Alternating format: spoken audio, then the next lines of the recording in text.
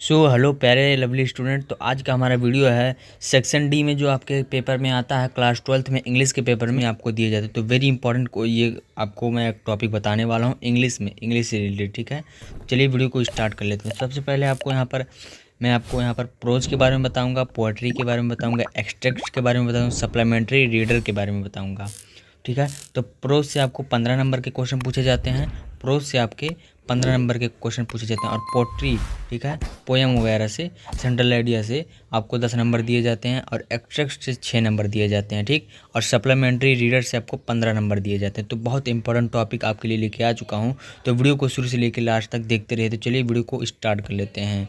तो सबसे पहला हमारा क्या दिया गया है, चलिए हम देख लेते हैं। तो यहाँ पर मैं आपको प्रोज में 3 क्वेश्चन बताऊँगा, लॉन्ग क्वेश्चन, ठीक है, लॉन्ग क्वेश्चन, शॉर्ट क्वेश्चन बताऊंगा। आप वीडियो को लास्ट तक बन रही है। वीडियो आपके लिए बोर्ड एग्जाम इंग्लिश के लिए बहुत ही इंपॉर्टेंट, क्लास 12th के लिए बहुत इंपॉर्टेंट ये दिया गया है। तो सबसे पहले यहाँ पर सेंट्रल आइडिया बताऊंगा, ठीक, और short question and long question, ये दो जो कि आपका 15 नंबर फिक्स करने वाला, एक्सट्रैक्ट से 6 नंबर फिक्स होने वाला है। ठीक, आपको टोटल 40 नंबर फिक्स होने वाले। तो सबसे पहले हम यहाँ पर देख लेते हैं सप्लीमेंट्री रीडर से किस प्रकार से क्वेश्चन पूछे जाते हैं। सप्लीमेंट्री जो कहानी वगैरह आपको बताया जाता है इंग्लिश में, उसी के बारे में पहला क्वेश्चन क्या दिया गया देखते हैं। What was the third level, where was it substitute. इसको आपको यहाँ पर इस प्रकार से आंसर यहाँ पर ऐसे डाल देना है, आंसर। ठीक, इसके बाद में लिखना है आपको, क्या लिखना है, The third level refers to the subway of the Grand Central Station in Newark. Thought this third level was not parents their physical, but Charlie claimed it to be parents there. The third level was at Grand Central Station in Newark. तो इसके बारे में क्या question में क्या पूछा गया, What was the third level, where was it institution. ठीक, तो इसके बारे में बताया गया, आपको पढ़ाया गया होगा। एक क्वेश्चन मतलब एक चैप्टर होगा, चार्ली नाम का एक चैप्टर है, उसी के बारे में बताया गया है। तो इसमें आपको ये क्वेश्चन सॉल्व करने पर आपको 4 नंबर दिए जाएंगे। तो काफ़ी इंपॉर्टेंट क्वेश्चन है, इसको तैयार कर लीजिएगा। नेक्स्ट क्वेश्चन क्या दिया है, दूसरा number, how did Charlie eater in the third level. तो इसका आपको आंसर यहाँ पर आंसर नंबर डाल के यहाँ पर आंसर देना है। Charlie has been late at his, ठीक, एट हिज के बाद हमें आपको लिखना है office, he decide to reach home early, so he want to Grand Central to catch a suburban train. He was lost in a carrier. He thought it was a second level, but he had reached the third level. इसके बारे में आपको पूछा गया है। Charlie के बारे में, कैसा चार्ली था, किस तरह से था। ठीक, उसके बाद में थर्ड लेवल उसका बताना। तो इस प्रकार से आप आंसर दीजिएगा। 4 नंबर आपको एग्जामर द्वारा दे दिए जाएंगे, 4 नंबर। नेक्स्ट क्वेश्चन क्या दिया गया है, नेक्स्ट तीसरा नंबर, व्हाट वाज द एस्ट्रोलॉन्गर्स प्रिटिन्यूस के बारे में बताया गया है। लॉन्गर्स उसी चैप्टर से क्वेश्चन पूछा गया। तो आपको यहाँ पर आंसर नंबर डाल देना है। उसके बारे में लिखना है, the astrologer predicted that he newly born prince will grow up to become the hero of heroes, brave of the bravest and great warrior. He also predicted that he baby was born in the hour of the bull, the bull and he tiger were enemies. Therefore, he would his because the tiger. इसका answer इस प्रकार से लिखिएगा। आपको answer number 4 number इस प्रकार से दे दिए जाएंगे एग्जामिनर द्वारा। नेक्स्ट क्वेश्चन चौथा नंबर है, दिया गया है question, why did the tiger king decided to marry. मतलब टाइगर किंग कैसे डिसाइड करता है, ठीक, मैरी के बारे में। तो the Maharaja was a decided to see the 100 tiger, he looked careful aim and shot at the beast. The tiger feel in a complete hit. The Maharaja was filled with boundless, Maharaja had killed all the tiger. इस प्रकार से लिखेंगे तो आपको 4 number दे दिए जाएंगे। आपको यहाँ पर नेक्स्ट क्वेश्चन मतलब उसी का आपको थोड़ा सा यहाँ पर आंसर बच गया था, तो इसको आप लिखिएगा। ठीक, लिखा है he kingdom but the number of killed tiger was only 70।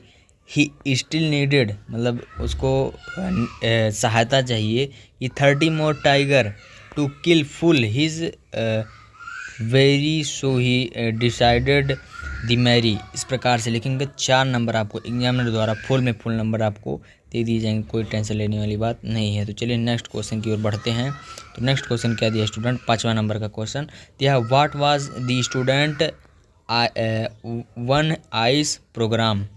एक चैप्टर है वन आइस नाम से, उसके बारे में यहाँ पर क्वेश्चन दिया गया। तो 5वां नंबर है, इसको आपको लिखना क्या है, लिखना है इस प्रकार से, the program was a student on ice with the mountain और give high school student the educational opportunity to do the study of antacid. ठीक, इस प्रकार से लिखेंगे तो आपको नंबर फुल में फुल नंबर दे दिए जाएंगे। नेक्स्ट क्वेश्चन क्या है, 6वां नंबर, वेरी इंपॉर्टेंट क्वेश्चन। ये जो सारा क्वेश्चन बता रहा हूँ ये बहुत इंपॉर्टेंट है class 12th board exam English के लिए। ठीक, तो चलिए देख लेते हैं। सबसे पहला 6वां क्वेश्चन, मतलब 5 क्वेश्चन बताया, अब 6वां क्वेश्चन देख लेते हैं। सो स्टूडेंट 6वां क्वेश्चन देख लेते हैं। 6वां दिया, described and environment of Antarctica, मतलब डिस्क्राइब द एनवायरनमेंट, अंटार्कटिका का वातावरण कैसा है। ठीक, इसके बारे में बताया गया है। There was never been a human station on Antarctica, there is 24 hours still light on the planet, the visual scale range from microscope to the mildly different phenomena होता है वहाँ पर। there are no trees, no billboard, no building, only was ice can see all around। इसके बारे में बताया गया है जो कि एनवायरनमेंट ने describe the environment of Antarctica, यानी अंटार्कटिका का वातावरण कैसा बताया गया है उस चैप्टर में, तो इसके बारे में लिखना है। स्टूडेंट यहाँ से शुरू हो जाता है आपका क्लास 12th का प्रोज का सेक्शन। ठीक है, तो इसमें भी आपको 15 नंबर दिए जाते हैं। तो चलिए हम इसको बता देते हैं कि प्रोज से आपके किस प्रकार से क्वेश्चन पूछे जाते हैं। स्टूडेंट आप देख लेते हैं, सबसे पहला क्वेश्चन क्या दिया है प्रोज से। तो सबसे पहला क्वेश्चन दिया है, what did M Hamel say when Franz reached to be school, मतलब क्या दिया गया है, एम होमेल नाम का एक चैप्टर है, एम होमेल एक चैप्टर है, तो उसी के बारे में बताया गया है। तो चलिए देख लेते हैं पहला क्वेश्चन का आंसर। स्टूडेंट फर्स्ट क्वेश्चन का आंसर इस प्रकार से लिखना है, आंसर नंबर क्वेश्चन डाल देना है जो भी है। एम होमेल के बारे में बताया गया है, फ्रेंच रीच किस प्रकार से वो अमीर हुआ, ठीक, उसके बारे में बताया गया। तो चलिए यहाँ पर आंसर डाल लीजिएगा। फिर लिखना है आपको, when French reach to the school M Hamel save him and said very kindly to go his plans quickly and they had been beginning without him। इस प्रकार से आंसर लिखना है, 2 नंबर आपको प्राप्त हो जाएंगे इस प्रकार से लिखने पर। तो काफ़ी इंपॉर्टेंट क्वेश्चन है, इसको अगर तैयार कर लेंगे तो आपको इससे ज़्यादा पढ़ने की ज़रूरत नहीं है इंग्लिश में। ठीक, इंग्लिश में प्रोज सेक्शन से जो मैं बता रहा हूँ इससे ज़्यादा आपको पढ़ने की ज़रूरत नहीं, अगर आप इतना तैयार कर लीजिएगा। ठीक, चलिए दूसरा क्वेश्चन देख लेते हैं। दूसरा क्वेश्चन किस प्रकार से दिया गया है, तो दिया गया है, व्हाट डिड एम होमेल से, यानी एम होमेल ने क्या कहा, ठीक, about the language and its importance. ठीक, मतलब किसके बारे में, किस प्रकार से उसका लैंग्वेज जो है, भाषा चेंज कर सकते हैं, इम्पोर्टेंस। ठीक, तो इसका आंसर इस प्रकार से लिखना है। स्टूडेंट इसका जो दूसरा क्वेश्चन का आंसर यहाँ पर लिखना है, M Hamel said the French language, M Hamel इस प्रकार से language was the most beautiful language in the world, the clearest, the most logical, he further said they must grand it is among they and never forget it. इस प्रकार से। Next तीसरा question क्या देख, very important question, ये most important question है, ठीक, इसको जरूर से तैयार करिए। नेक्स्ट क्वेश्चन तीसरा नंबर क्या पूछा है, who was Mukesh, where did belong and what was a ambition के बारे में पूछा गया है। तो इसका आंसर इस प्रकार से लिखना है, मुकेश वाज ए यंग, मतलब मुकेश एक युवा अवस्था, मतलब वो इस प्रकार से लड़का था, जवान लड़का था, ठीक है। तो by beginning to bangle making family from Firozabad, his ambition was a different from his family as he wanted to become a motor mechanic, ठीक, इस प्रकार से क्वेश्चन दिए गए। तो इसका इस प्रकार से लिखेंगे स्टूडेंट, तो आपका एक में एक नंबर नहीं कटेगा, मैं गारंटेड के साथ कहता हूँ, 100% गारंटी के साथ कहता हूँ। तो इसी प्रकार से आपको वेरी इंपॉर्टेंट और मोस्ट इंपॉर्टेंट हर सब्जेक्ट के 5 सब्जेक्ट, हिंदी, इंग्लिश, बायोलॉजी, भौतिक विज्ञान और हो गया आपका फिजिक्स और केमिस्ट्री, इसका आपको इसी प्रकार से वीडियो चाहिए तो चैनल को लाइक सब्सक्राइब शेयर करिए, दोस्तों के साथ शेयर करिए। इसी प्रकार से मोस्ट इम्पॉर्टेंट मैं क्वेश्चन देता रहूँगा आपको। तो चलिए देख लेते हैं इसका आंसर, ये जो यहाँ पर दिया गया है, ठीक, इस प्रकार से आपको लिखना है, ठीक। आंसर लिखेंगे तो आपको आंसर मतलब नंबर फुल में फुल मार्क दिया जाएगा बोर्ड एग्जाम में, इंग्लिश के पेपर में। तो चलिए नेक्स्ट क्वेश्चन देख लेते हैं स्टूडेंट,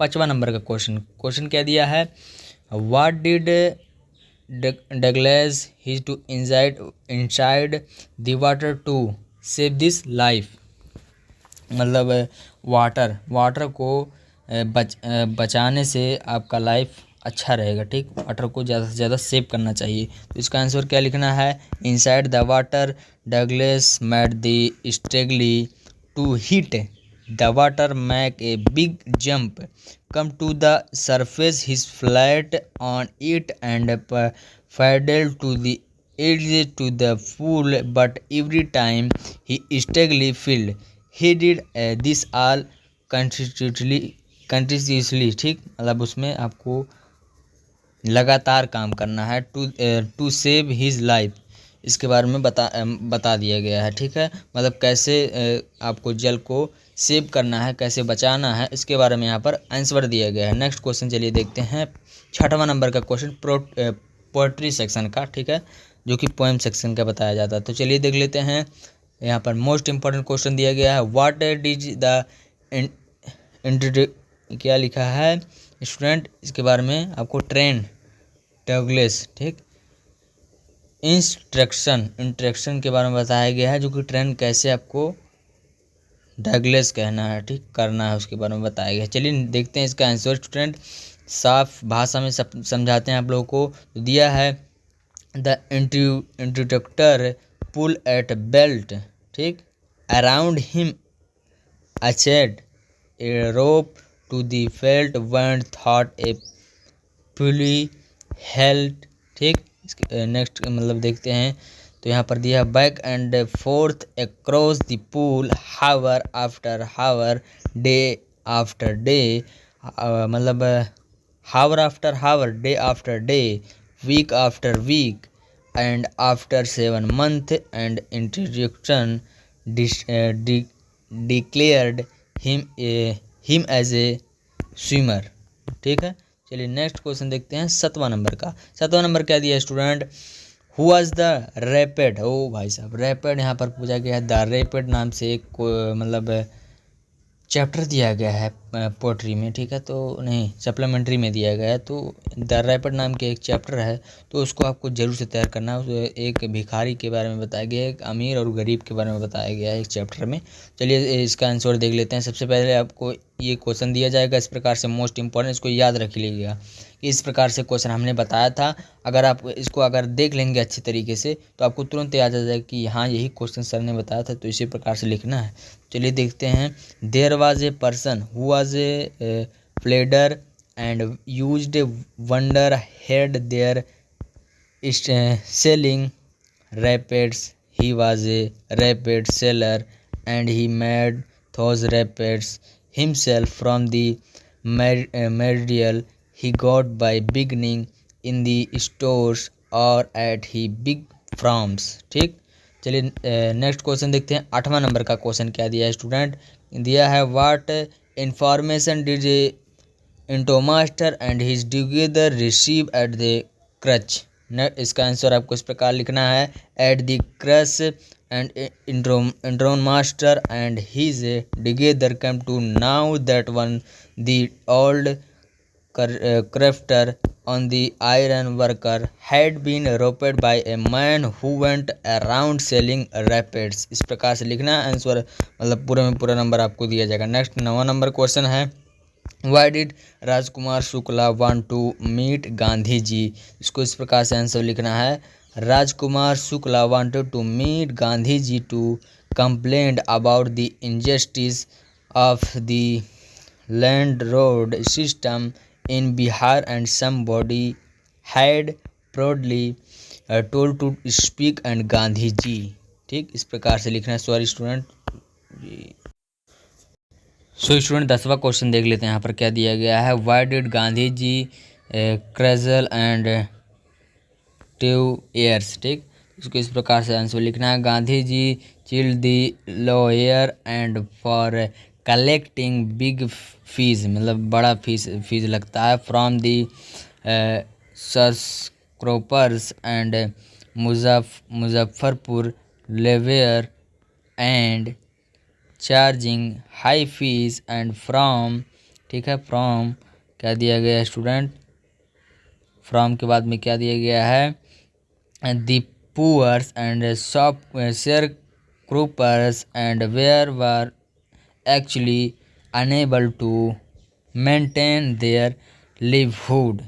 चलिए नेक्स्ट क्वेश्चन देख लेते हैं। तो इस प्रकार से 10 क्वेश्चन था, तो जो कि वेरी इंपॉर्टेंट था, इसको तैयार कर लेंगे तो इससे बाहर आपको पढ़ना ही नहीं है। मैं आपको बता दे रहा हूँ, जो आपको किताब में अनेक प्रकार के क्वेश्चन दिए जाते हैं बना बना कर, तो उसको आपको पढ़ना ही नहीं। इतना अगर आप याद कर लीजिएगा, जो ये क्वेश्चन लगातार पूछा गया, लगातार साल में पूछा गया, लगातार ईयर में पूछा गया है, अगर आप इसको तैयार कर लेंगे तो पूरे में पूरा नंबर आपका फिक्स हो जाएगा। ठीक है, आपको कोई दिक्कत नहीं होगा इंग्लिश में। ठीक है, तो चलिए नेक्स्ट आपका टॉपिक क्या है। नेक्स्ट हमारा टॉपिक है माय मदर एट 66 का सेंट्रल आइडिया कैसे लिखते हैं, जो कि आप एग्जामिनर अगर देखेगा कि इस प्रकार से लिखना है स्टूडेंट, इसको आपको मतलब जो है एग्जामिनर 2 लाइन नहीं पढ़ेगा, 1 लाइन 2 लाइन 2 लाइन पढ़ेगा, आपको पूरे में पूरा नंबर दे देगा। वो समझ जाएगा कि इस प्रकार से स्टूडेंट ने बहुत अच्छे प्रकार से 2 ही लाइन लिखा, तो तुरंत चेक करेगा और कहेगा ये ले स्टूडेंट 4 नंबर तुमको मिल गया। ठीक, इस प्रकार से आपको लिखना है, पहले 2 लाइन और लास्ट 2 लाइन। यही एग्जामिनर पढ़ता है, first impression in the last impression. ठीक, तो इस प्रकार से। तो चलिए देख लेते हैं माय मदर एट 66 का कैसे आपको सेंट्रल आइडिया लिखना है स्टूडेंट, जो कि एग्जामिनर आपको देख के फुल में फुल नंबर देगा। तो आपको सबसे पहले क्या करना है स्टूडेंट, सबसे पहले आपको माय मदर एट 66 इस प्रकार से हेडिंग डाल देना है। ठीक, ऊपर जो आप क्वेश्चन आंसर नंबर होगा जो भी आपको उसको डाल देना है अच्छे तरीके से। स्केच का यूज आप कर सकते हैं, और यहाँ पर माय मदर एट 66 यहाँ पर हेडिंग डाल दीजिएगा। तो उसके बाद में आपको क्या लिखना है स्टूडेंट, आपको यहाँ पर लिखना है सेंट्रल आइडिया, सेंट्रल आइडिया। ठीक है, सेंट्रल आइडिया इस प्रकार से लिखेगा, फिर भी हेडिंग डाल दीजिएगा, या ब्लू स्केच से या ब्लैक स्केच से आपको इस प्रकार से डाल देना ताकि हाईलाइट हो गए। ठीक है, तो यहाँ पर डाल, उसके बाद में आपको क्या लिखना है, the central idea is the poem my mother at 66 composed by Kamala Das. वो देखो दूसरा पैराग्राफ देखते हैं माय मदर एट 66 का। तो this poet shows the fear and losing her mother of the poets, her mother is in the lost phase of her life, so the poets feel that she will pass away soon. Next paragraph तीसरा है, poets guest scared of this thought to came out of his negative thought, she looked outside of car, the world outside was full of life and activity।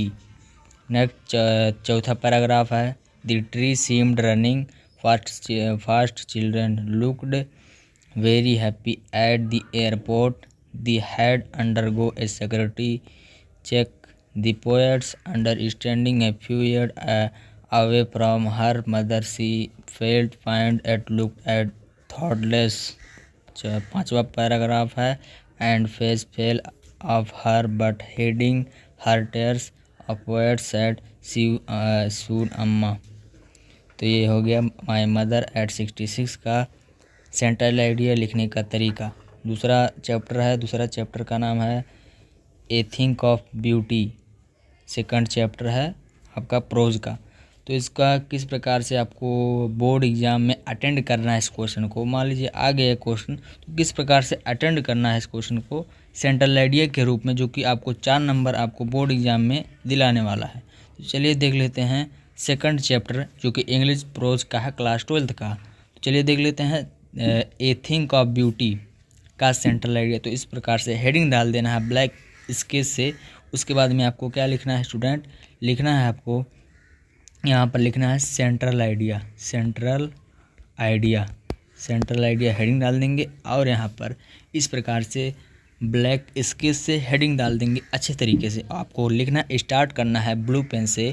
लिखना क्या है student, A thing of beauty the poem A thing of A beauty gives A message that be never diminishes of facts. We can choose to see beauty in the most simple and दूसरा paragraph क्या है, common things around us, but this beauty become a source of understanding, joy for despite and fact that our lives are full source and suffering. तीसरा paragraph क्या है, जो कि last paragraph ये बताया गया है central idea a thing of beauty का। ठीक, the beautiful thing around us give us the strength and endure and sternness of life. ठीक, तो लाइफ को कैसे सैडनेस करना है उसके बारे में यहाँ पर बताया गया है चैप्टर के द्वारा। चलिए देख लेते हैं हम तीसरा और मोस्ट इम्पॉर्टेंट क्वेश्चन, 3 महत्वपूर्ण स्टेंजास को देख लेते हैं जो कि हमारा तीसरा चौथा टॉपिक था। चलिए क्लास 12th का इंग्लिश वेरी इंपॉर्टेंट 3 सबसे महत्वपूर्ण स्टेंजास को अटेम्प्ट कर लेते हैं। तो चलिए शुरू करते हैं। यहाँ पर तीसरा और most important stanzas 3 very important 3 stanzas. तो सबसे पहला स्टेंजा क्या दिया है, सबसे पहला दिया है and looked out a young trees spreading and merry children spelling out of their homes, but after the airport security check standing a few yards away, I looked again at her. So student यहाँ पर ये stanza पहला दिया था, तो उस stanza से यहाँ पर 3-4 क्वेश्चन दिए गए हैं, तो इसी के आपको आंसर मिलने हैं। तो ये स्टेंजा आपको रीड करना है, 5 मिनट 10 मिनट जो भी लगता है उसको रीड करना है। उसके बाद में यहाँ पर क्वेश्चन दिया जाता है बोर्ड द्वारा। दिया क्या जाता है, यहाँ पर दिया गया है पहला question, what did the poet see outside the vehicles. इसको आपको इसी में से, जैसे आप पैसेज सॉल्व करते हैं उसी में से आपको ढूंढ लेना है। कुछ क्वेश्चन से आंसर कुछ मिल रहे हैं तो उसको उठा के आंसर आप लिख सकते हैं, कोई दिक्कत नहीं है। ये जो है स्टेंजा होते हैं, ये जो आपका पैसेज होता है उसी से रिलेटेड ये होता है। जैसे कि वो आपको कहानी में होता है, ये आपका पोएम वगैरह में होता है, नहीं वो बड़ा होता है ये छोटा होता है, ये आप समझ सकते हैं। चलिए नेक्स्ट क्वेश्चन देख लेते हैं। इसको आपको इस प्रकार से अटेम्प्ट करना है, the poet saw young tree sprouting the merry children outside vehicles. इस प्रकार से आंसर दे सकते हैं। चलिए दूसरा क्वेश्चन दिया गया है, what happened at the airport. Airport में क्या हुआ था, एयरपोर्ट में क्या हुआ था। तो एयरपोर्ट में at the airport security add check was done. मतलब एयरपोर्ट में ये हुआ था कि जो एयरपोर्ट का चेकिंग हुआ था, सिक्योरिटी था, कैसा था। ठीक, यहाँ पर तीसरा क्वेश्चन दिया गया है, what did the poet do at the airport. Eight the airport the poet again looked at the mother standing a few year away. इस प्रकार से अटेम्प्ट कर सकते हैं क्वेश्चन को। चलिए यहाँ पर दूसरा स्टेंजा और मोस्ट इम्पॉर्टेंट स्टेंजा सेकंड को देख लेते हैं। तो कि आप यहाँ पर क्या दिया गया है स्टूडेंट, सबसे पहले यहाँ पर कलर को हम चेंज अप कर लेते हैं। तो सबसे पहले यहाँ पर दिया है दूसरा नंबर का stanza, most important stanza of UP board परीक्षा। Now we will count we table and we will all keep still.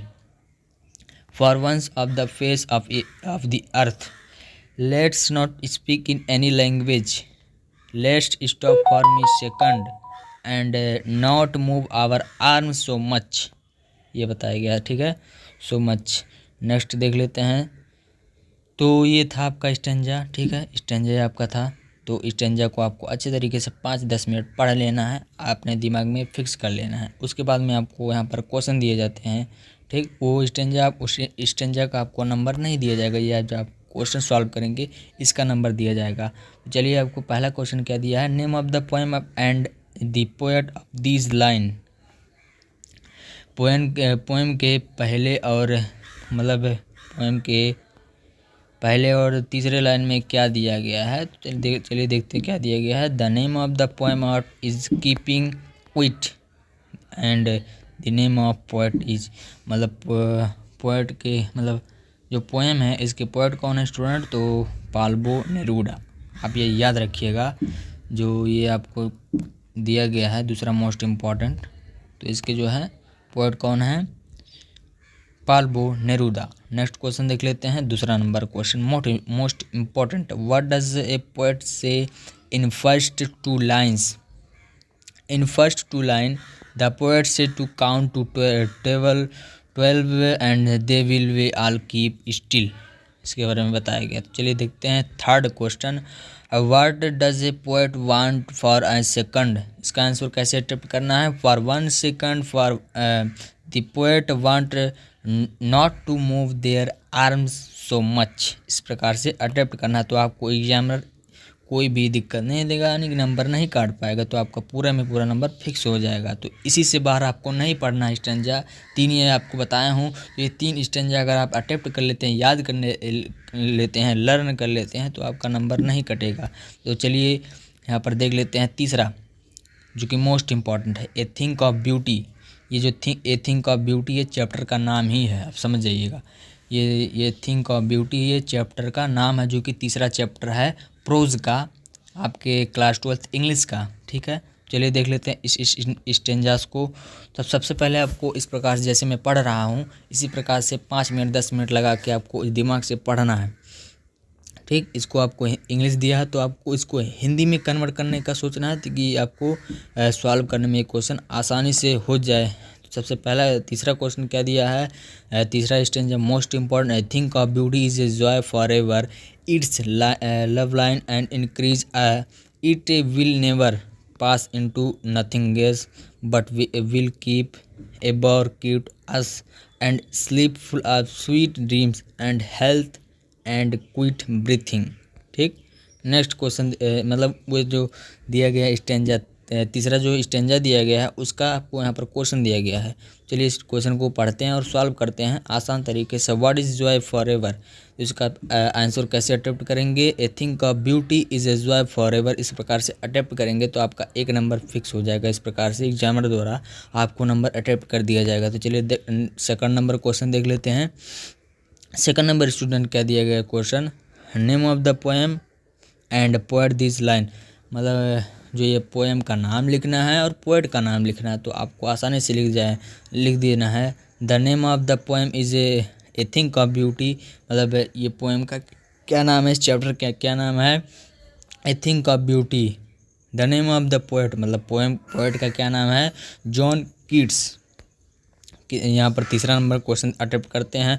What will happen with a thing of beauty, मतलब क्या सोचा उसने जो चैप्टर बनाया था। A thing of beauty will never pass into and nothingness शून्यता, इसको कह सकते हैं, नथिंगनेस को शून्यता कह सकते हैं।